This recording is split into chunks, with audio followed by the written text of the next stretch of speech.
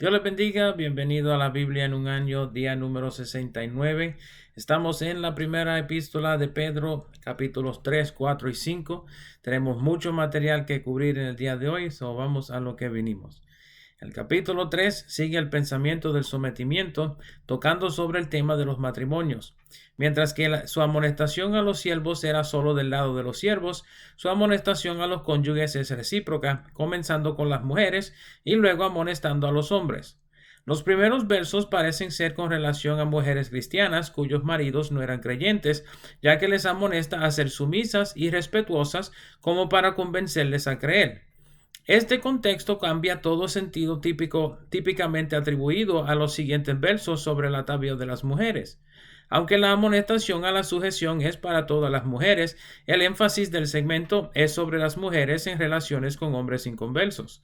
En su contexto, entonces, los versos 3 y 4 son una amonestación a las mujeres en tales situaciones a demostrar con su conducta y corazón transformado el cambio que ha hecho el Señor en sus vidas. Pedro está insinuando que vestir como las mujeres de la iglesia y peinarse y adornarse de una manera distinta no es lo suficiente para convencer a sus maridos que vale la pena servirle al Señor. Eso solo se puede lograr mediante la conducta piadosa.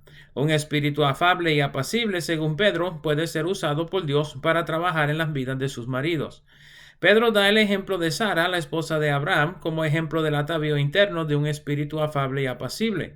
La referencia que usa Pedro es a Génesis 18:12, en el cual Sara se refiere a Abraham como Señor en reacción a las palabras de Jehová sobre su futuro hijo.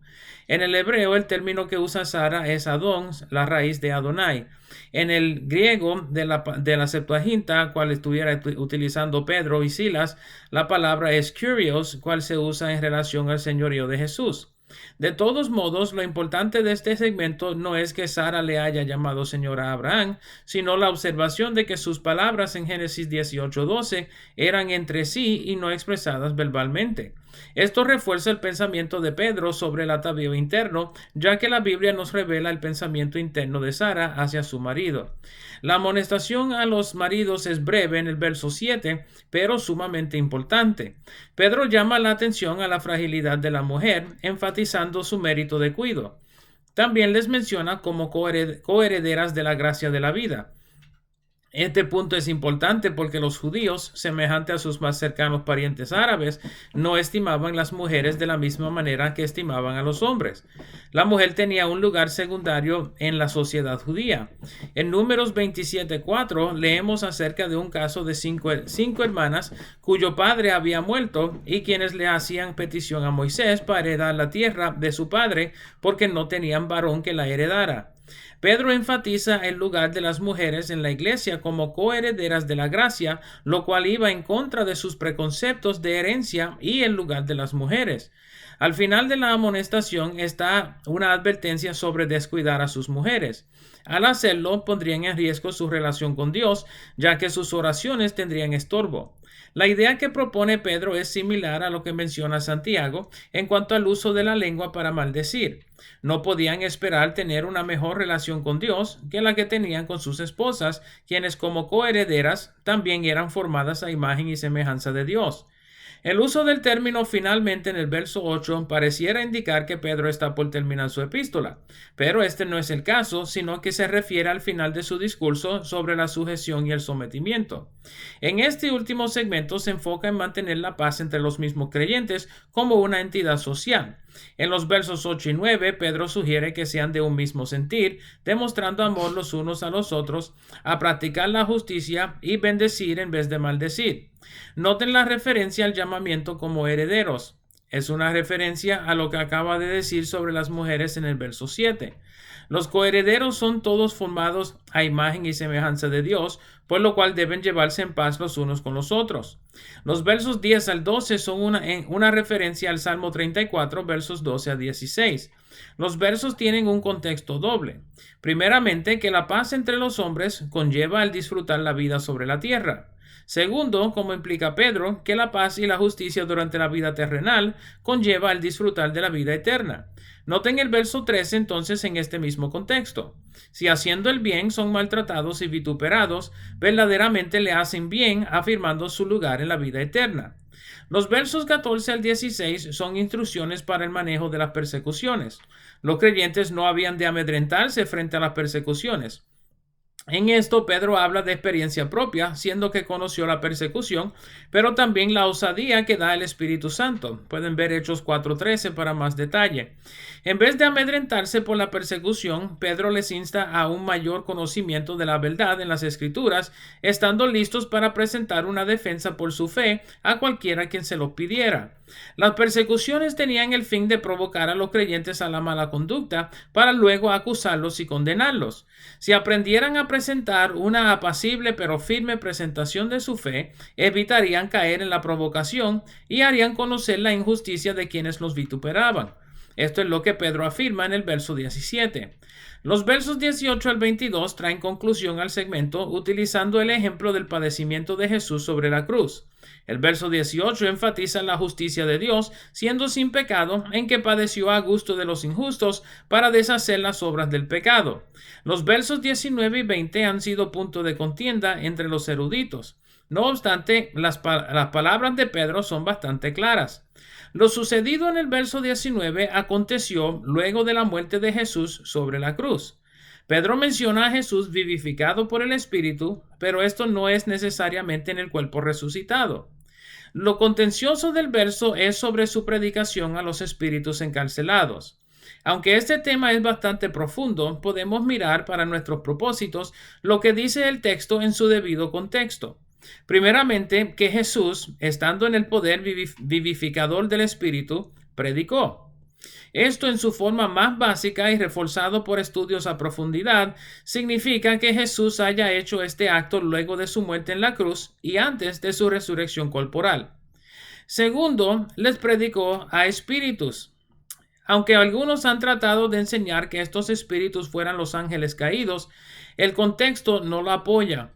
La palabra para ángeles, angelos, sujetados al poder de Jesús, es utilizado en el verso 22. También esta palabra para espíritus, pneuma, es la misma palabra cual Pedro utiliza para describir a Cristo mismo durante este evento y es utilizada por varios escritores como Pablo y Juan para describir las almas de los hombres. Tercero, los espíritus a quienes les predicó estaban encarcelados. La palabra para encarcelado, fulaki, significa literalmente bajo guardia, insinuando una prisión. Pedro no nos ofrece mayor detalle sobre esta prisión, pero sí nos ofrece detalles sobre quiénes eran estos espíritus.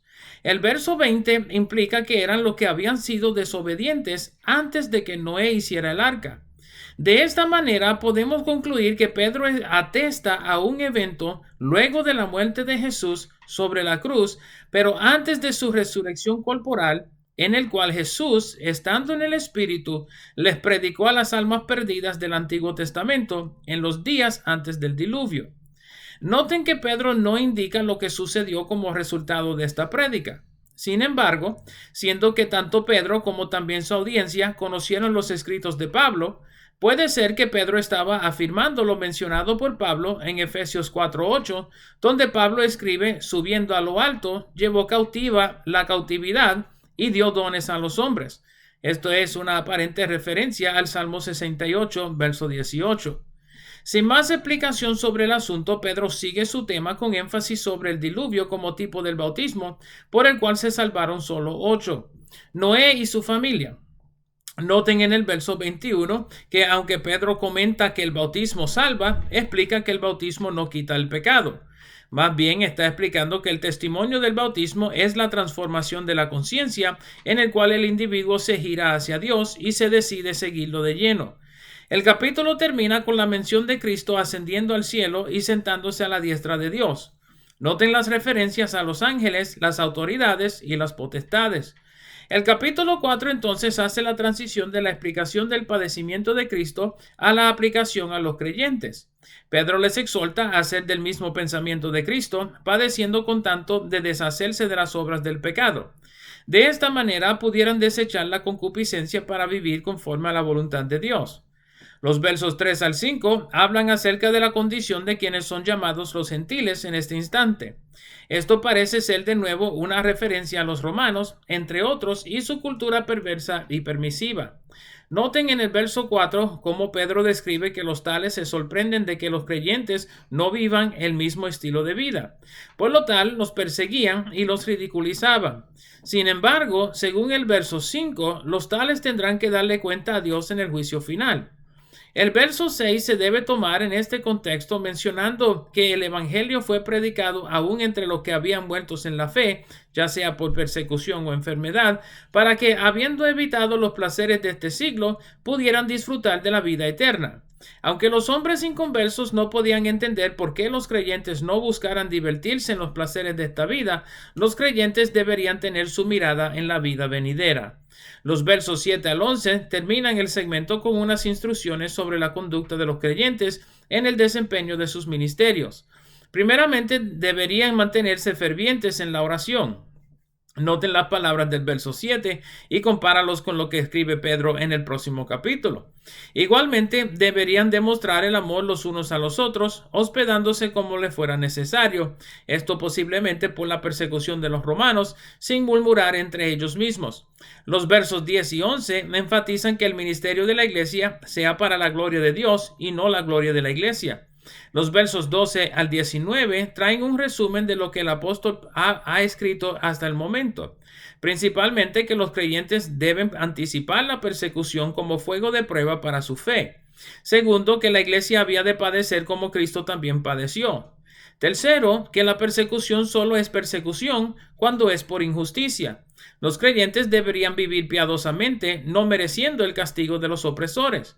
Finalmente, que Dios estaba preparando la iglesia para un tiempo de juicio final, en el cual todos serían probados. El verso 18 utiliza Proverbios 11:31, aunque en su forma en la Septuaginta, para describir el juicio venidero. El capítulo 5 empieza con una amonestación a los ancianos de la iglesia, entre los cuales se nombra Pedro mismo. El uso de ancianos en este segmento puede interpretarse de dos maneras por el contexto de los versos 1 al 4. Primeramente, en contraste al uso de la palabra jóvenes en el verso 5 para definir quiénes eran de cierta edad. Segundo, como es utilizado a veces para describir a los pastores y obispos de la iglesia, entre los cuales Pedro también se consideraba.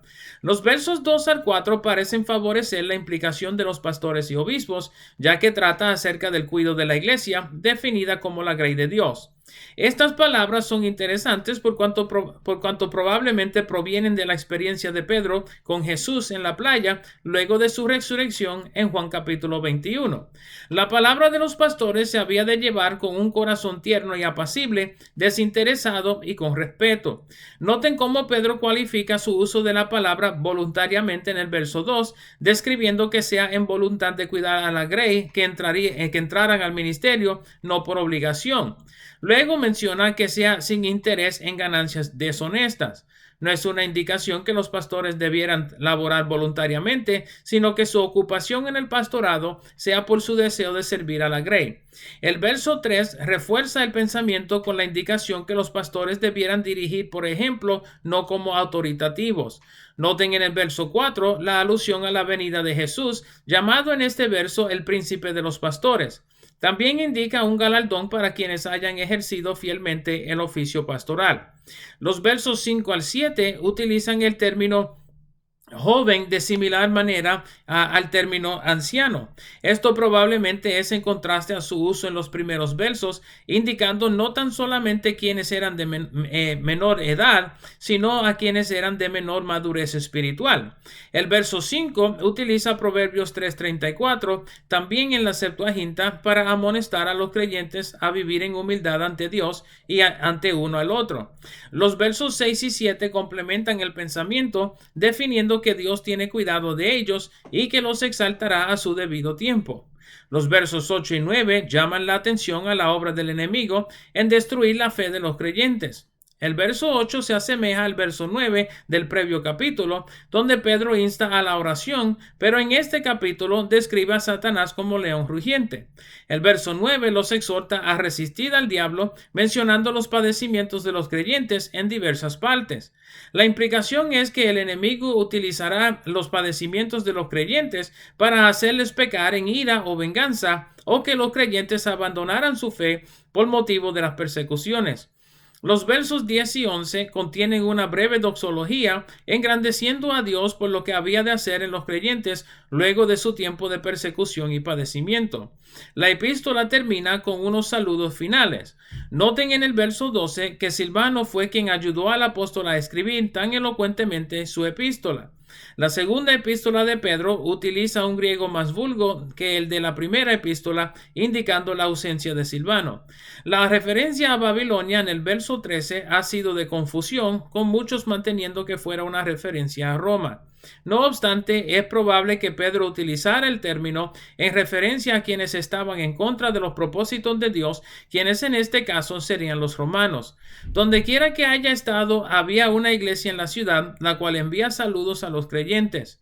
Marcos, mencionado en este verso, parece ser Juan Marcos, sobrino de Bernabé, quien Pablo menciona en Colosenses 4:10 como habiendo estado en Roma y quien es el probable escritor del Evangelio cual lleva su nombre. La epístola termina con la impartición de la paz sobre los creyentes.